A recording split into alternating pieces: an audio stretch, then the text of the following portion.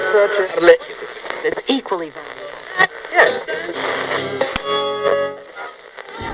Hello, welcome to our Education in Debate podcast.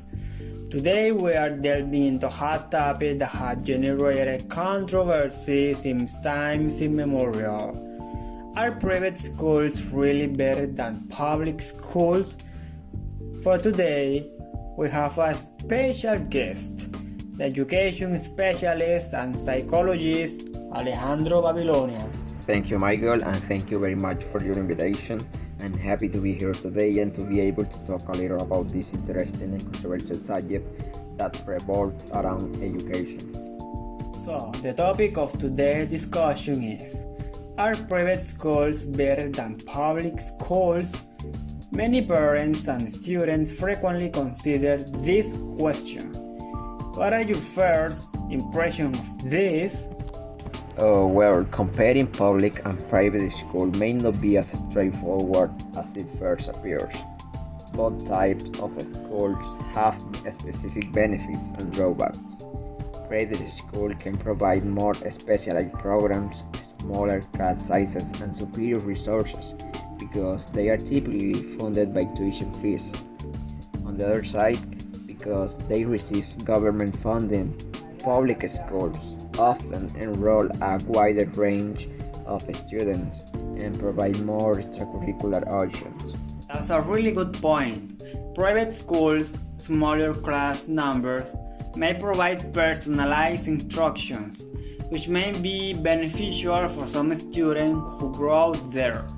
However, since public schools frequently serve a bigger student body, they can expose them to a more varied range of classmates. Yeah, of course, Michael. Diversity definitely contributes to the formation of student viewpoints and their capacity for the real world. Public schools often have a student body that is more diverse, reflecting a range of socioeconomic origins, cultures, and backgrounds. This exposure can promote social skills improvement, empathy, and tolerance. That's an important point. Now, let's go into academic performance right now. It's sometimes argued that academic standards in private schools are higher than in public ones. What are your opinions on this? Although certain private schools are known for having excellent academic programs, it's important to remember that public schools can also perform well in academics.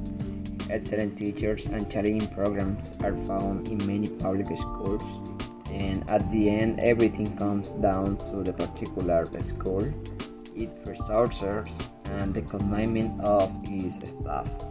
Therefore, the issue is not between public and private institutions, but rather with the level of education each one offers. Do you agree, Alejandro?